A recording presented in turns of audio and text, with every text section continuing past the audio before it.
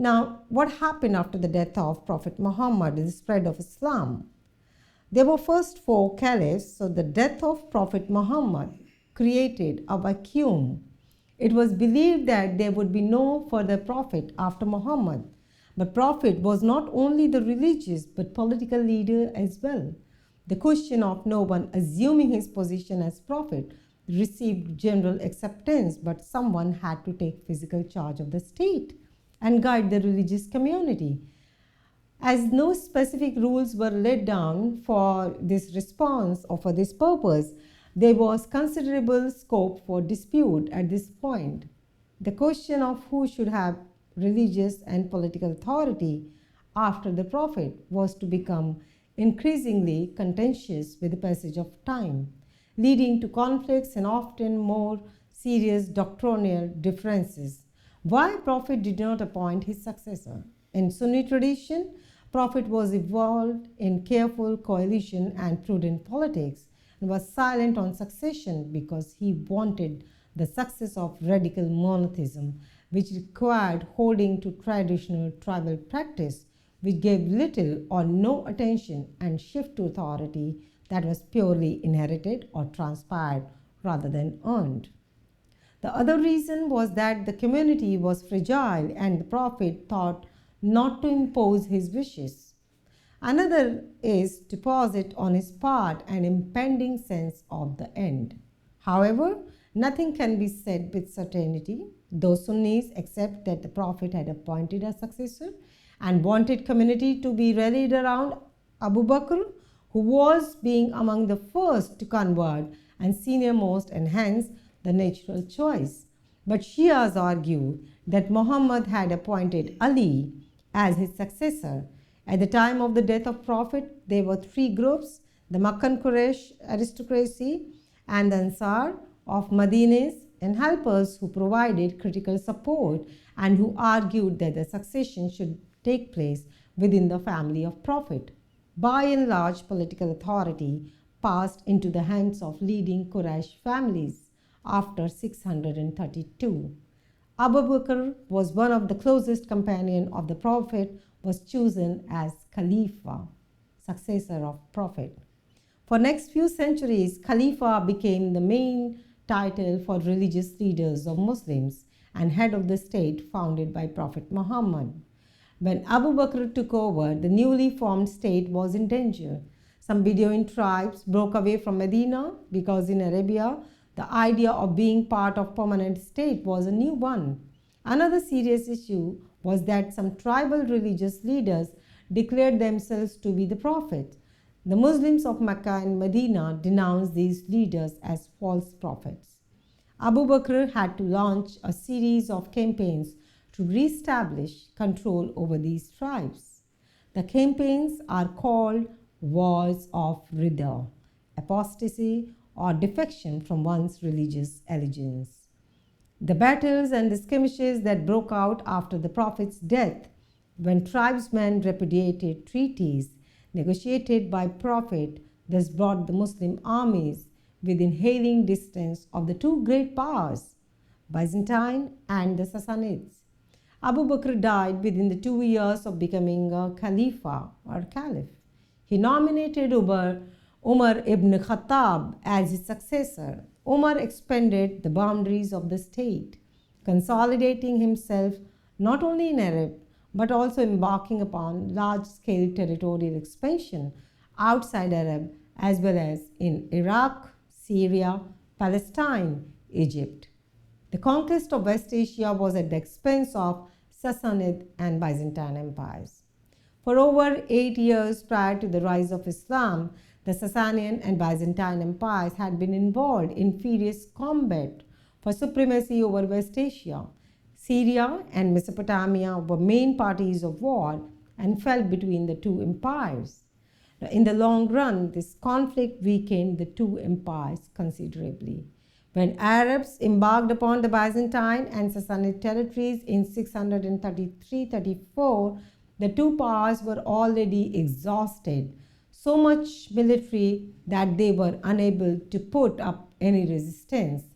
In 636, Persian army was routed at the Battle of Qadisiyah. Next year, Arab forces under Saad captured Sassanid capital Ctesiphon. With this, Sassanid rule came to an end in Iraq, and Saad established himself as military and civil head in Iraq.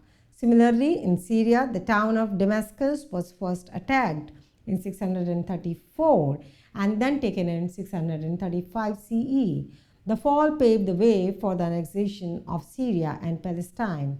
Khalid bin Walid played an important role in it. In 639, Egypt was also occupied.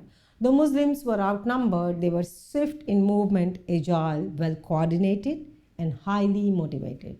The defense of Byzantines and Sassanids were brittle. In contrast to large-scale pitched battles and protected campaigns typical of Byzantine and Sassanid in the 6th and early 7th centuries, the Islamic conquests of mid-7th century were relatively short engagements by a small hit-and-run army, which rarely laid siege or caused large number of casualties.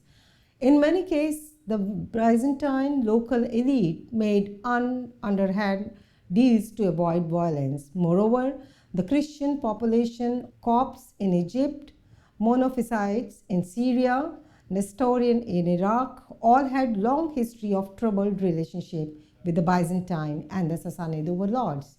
Their dissatisfaction was an important where Christian Arab border tribe and military auxiliaries joined the conquerors and where fortified cities capitulated. The conquest was due to the weakened military powers, and they could consolidate because local population was content to accept the new regime. Moreover, the conquest was further secured by a large migration of Arab people. With the defeat of Byzantines and Sassanids, the frontiers between populations broke down, leading to massive movements of the people from Arabia in the lands of Middle East. The Byzantine, however, retained its richest and the most populous province, Anatolia and Balkans. The Syria was lost. Survival of Byzantine left the Arabs with a contested and dangerous frontier and a permanent barrier to their expansion. The Sassanians, by contrast, were utterly destroyed. The entire Iraq fell in their hands after the Battle of Qudsiya in 637 CE. With the collapse of the Sassanid Empire, Arabs had to face in Iran many weak but inaccessible principalities protected by mountains and deserts. It took almost a decade to subdue those quasi-independent principalities of the Sassanid Empire. Khorasan was finally captured in 654, with so many provinces coming under their responsibility of governing, also exploiting the conquered sedentary people and the responsibility of controlling Arabian migrants came to new caliphs and aristocracy. Medinians decided two basic principles: that Bedouin would be prevented from damaging agricultural society, and the new elite would cooperate with chiefs and notaries of conquered population. The necessary arrangements were made in the reign of second Caliph Umar, 634 to 44. The first principle of Umar entailed the transformation of Arab conquerors into elite military class who garrisoned the subdued areas and carried on further conquest. To prevent Bedouins to raise agricultural lands and to segregate the Arabs from conquered land and the people, the Bedouins were made to settle in garrison cities called Amsar. The three most important new cities founded in Iraq and Egypt were Basra, at the head of Persian Gulf, which was strategically located for easy communication with Medina. Kufa became the administrative capital of northern Iraq, Mesopotamia, and northern and eastern Iran. Fustat, the new capital of Egypt, which served as base for Arab expansion into North Africa until Caravan in Tunisia was founded in 670 CE. In other provinces, they generally did not found new cities, but settled in towns, suburbs, and villages on the outskirts of the existing towns. The Ansars not only served as house for Bedouin immigrant and to organize armies, but also helped to distribute the spoils. In principle, Arabs were not permitted to seize landed property. Conquered land was considered community property, and therefore revenue and not land could be given to the conquerors. This arrangement protected conquered areas from pillaging and distributed spoils of victory far more equitably. Secondly, the policy was that the conquered population should be disturbed as little as possible. This meant that the Arab Muslims did not attempt to convert conquered people to Islam. The Prophet in Arabia had set the precedent of permitting Jews and Christians in Arabia to keep their religion if they agreed to pay the tribute. The Caliphate extended the same privilege to Middle Eastern Jews, Zoroastrians, whom they considered protected people, or Zimmis, and the people of book, Ahle Kitab. Just as Arabs had no interest in changing religious situation, they had no desire to disturb the social and the administrative structure. The Caliphate had sent governors to oversee the collection of tributes and taxation, distribution of taxes as salary, lead Muslims in prayers, but local situation was largely left in the local hands. In practice, the relationship between Arabs and the local elites varied from region to region and circumstances of Arab conquest and on available social and administrative machinery. In each province, Arabs accepted a system of taxes already prevalent. In Iraq, they adopted Sasanian system of collecting both land tax, kharaj, and poll tax, jizya. The land was measured, tax was levied, keeping in mind the productivity, value of the produce, irrigation, transportation, etc. In addition, everyone expected to pay poll tax, that is jizya. In short, Arab conquest followed a pattern familiar from post-nomadic conquest of settled regions. The conquering people became military elite. The settled societies were exploited to support them. The governing arrangement is a compromise between cities or elites of conquering people and those of conquered or settled population. Umar was killed in 644. He appointed a board of 6 electors to nominate succession after him. Usman became the third Khalifa in 644 and ruled till 656. Usman was a Mujahid but belonged to the Umayyad clan. This caused considerable indignation amongst Hashemites. Usman made himself unpopular by appointing members of Umayyad clan on all major positions. Although conquest of Iran was completed under Usman, the initial pace of expansion slowed down after 650.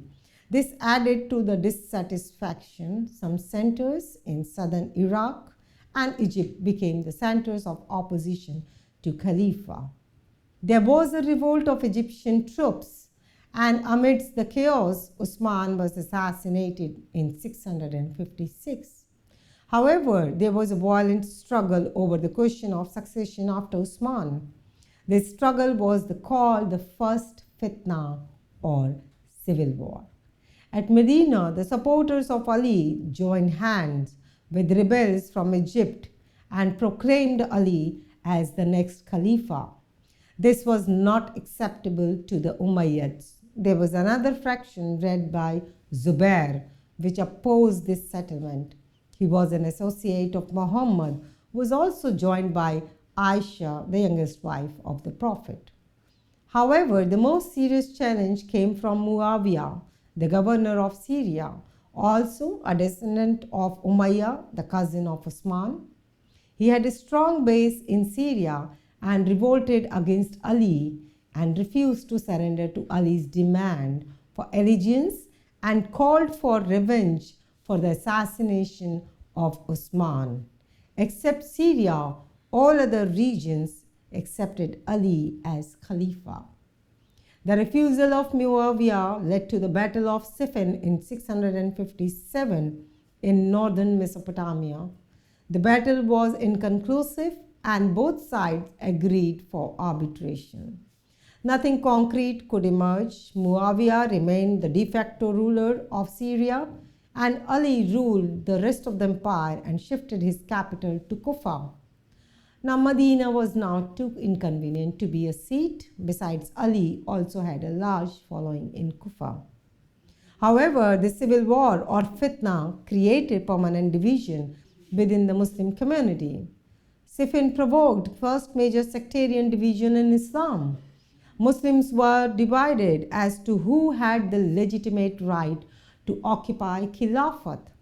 Muslims also wanted the succession of Muawiyah and the historical sequence of Khalifa after him, and those who believed that Ali was the only rightful Khalifa and Ali was divinely endowed with special qualities of leadership by virtue of his belonging to the family of the Prophet and being the true successor, incapable of rending any error, and that only he and his descendants should succeed.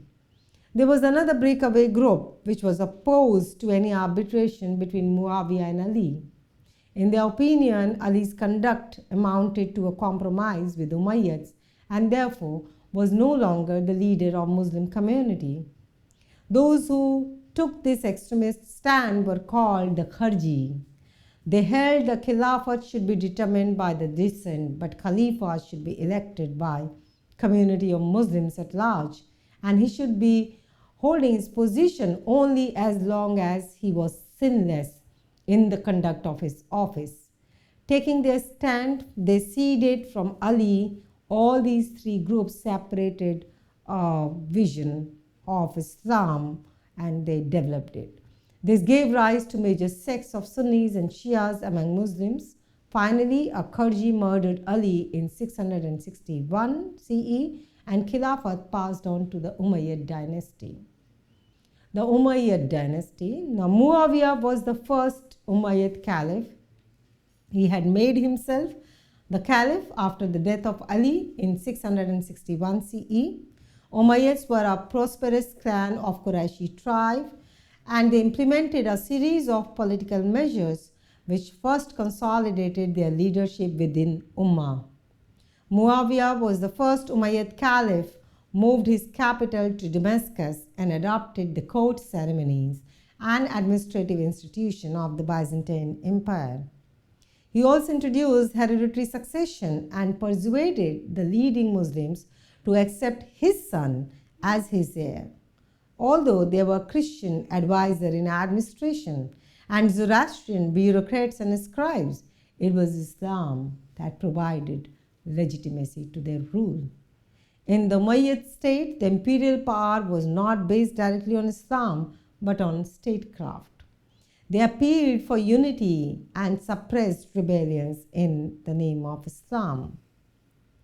One of the very powerful Umayyad was Abdul Malik, 685 to 705.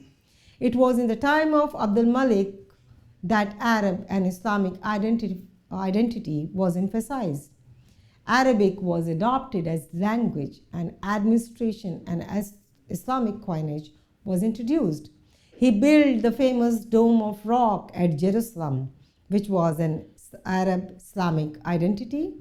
Difference between the Islamic and the other coins was circulating in the Caliphate.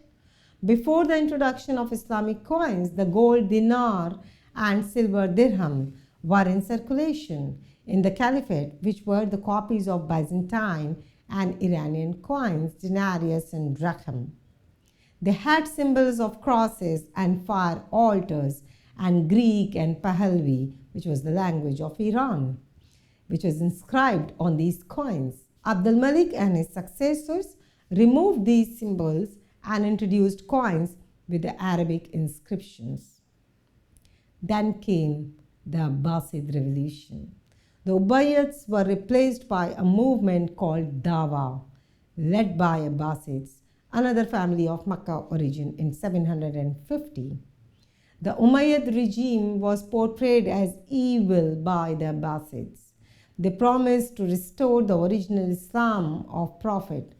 Their army was led by an Iranian slave, Abu Muslim, who defeated the last Umayyad Caliph Marwan in a battle at the river Zab.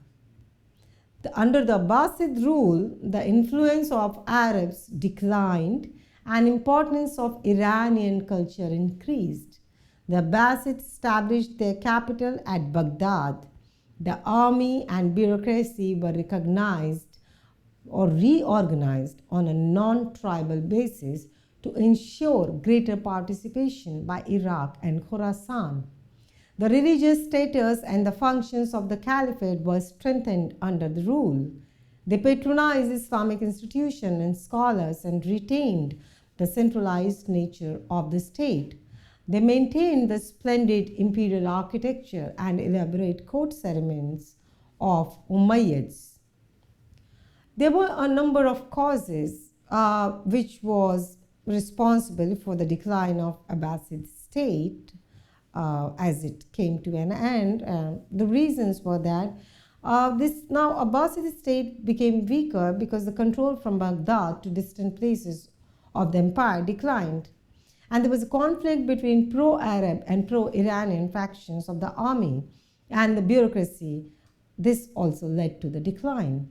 In 810, a civil war broke out between the supporters of Amin and Mamun, the sons of Harun al-Rashid, which led to the creation of a new power bloc of Turkish slave officers. All these developments led to the creation of a number of dynasties, and Abbasid's power limited to central Iraq and western Iran. In 945, the Boids, a Shiite clan from the Caspian region of Iran, captured Baghdad. They kept the Abbasid Caliph as the symbolic head of their Sunni subjects. Fatimids were of Shiite origin and had ambition to rule the Islamic world. They claimed descendants of Fatima, the daughter of Prophet Muhammad, and hence rightful rulers of Islam.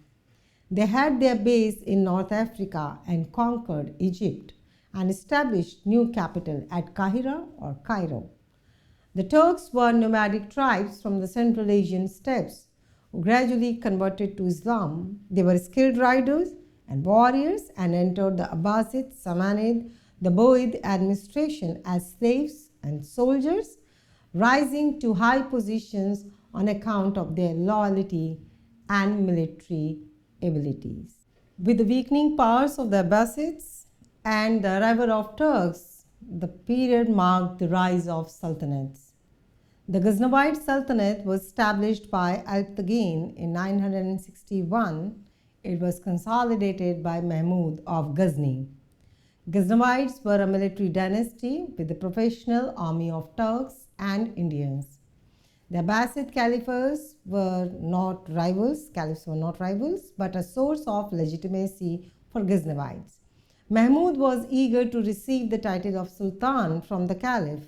The Caliph was willing to support the Sunni Ghaznavide as a counterweight to Shiite power. The Seljuk Turks entered Turan as soldiers. They later established themselves as a powerful group under the leadership of two brothers, Tughril and Chagri Beg. After the death of Mahmud, they conquered Khorasan and made Nishapur their capital. Then they moved to western Persia and Iraq and restored Baghdad to Sunni rule in 1055. The Caliph Al-Qasim conferred on Tughril Beg the title of Sultan. The two Seljuk brothers ruled together. Now the Islamic rule and the West, the crusades. Islam made inroads into the Christian West along with the Arab conquest of 635 until 645. We know how Arabs overran Byzantine and Iran. Byzantine lost to Arabs their prized possessions, Syria, Egypt, Palestine, and finally North Africa, which they called Maghreb, by 698. Now this forced Greek-speaking Byzantine people to migrate to Anatolia, that is Turkey, towards Iberian Peninsula. The Muslim armies occupied Cordova, crossed Pyrenees, entered deep into Gaul, the southern France, and reached up to border. However, in 731, Arabs got defeated at Toulouse, and the very next year, 732, in the historic Battle of Poitiers, they faced a crushing defeat at the hands of Charles Martel the Hammer. There were constant attempts by the Arabs to vanquish the Byzantine Christian capital Constantinople. The Abbasids envisaged wars against the Byzantine as their religious duty and called them tyrants, and the war against them were known as jihad. A serious challenging disregard was faced by the Byzantines in 1071 CE when the Seljuk commander Alp Arslan inflicted crushing defeat upon Byzantine armies at Manzikert, that is the eastern Turkey, and made the Byzantine Emperor Romanus IV his prisoner. This forced the Greek population to migrate even further from Anatolia towards Balkans. These developments led to the emergence of Reconquista and in Spain and Iberian Peninsula in the first half of the 11th century. This also led to a series of success of the Christian armies at Toledo and Sicily. The Byzantine Emperor Alexius I, after the crushing defeat in 1071, appealed to his Christian brethren. It was on Alexius' first appeal that Pope Urban II responded quickly and proclaimed a holy war against the Saracens at the Council of Clermont in southern France in 1095. Thus began the First Crusade in 1095. The war cry was to reconquer the Holy Land, the land of the Christ and his apostles for Christianity. The next wave of crusades began in 1099, which was largely Baron's Crusade. The Crusade armies occupied Anatolia, Syria, including Edessa, Antioch, and Tripoli, and sacked Jerusalem in 1099. However, Seljuk Amir Zengi, ruler of Mosul in 1144 CE, wrested Edessa from the Franks. Zengi's son Nuruddin occupied several strongholds of the Crusaders in Syria and Palestine. These victories ignited Pope Eugenus III to call upon Europe's nobility to defend the Eastern Church, and thus began the Second Crusade, which lasted from 1146 to 1148. And after Nuruddin's death in 1174, the command of the jihadi armies was taken over by Saladin, his lieutenant in Egypt. He inflicted a crushing defeat over the Crusaders' army in the Battle of Hattin in 1187 in North Palestine and occupied Jerusalem.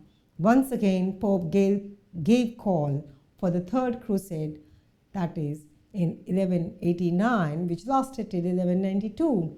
Even after Saladin's death in 1193, jihad continued throughout the 13th century. The fearsome Mamluk general Babaris in 1277 succeeded in pushing back crusaders from Levant. There followed a number of crusades, two led by French King Louis XIV, canonized as Saint Louis in 1214 to 1270.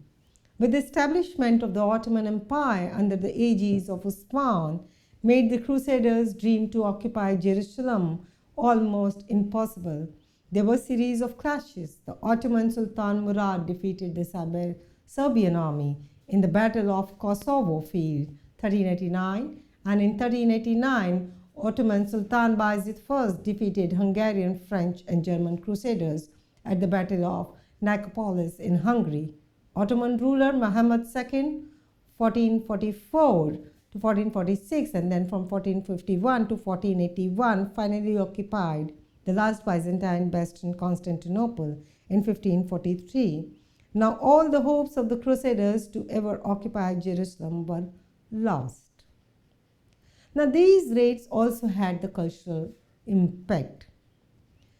and deep cultural impact. At the time that Arab Islam was the source of ideas for the West, the impact of Razis and Abyssinia on European medical sciences were long standing. The West also learned astronomy, mathematics, chemistry, and optics from the Arabs. Arab translations of Greek works made the Greek knowledge available to the West.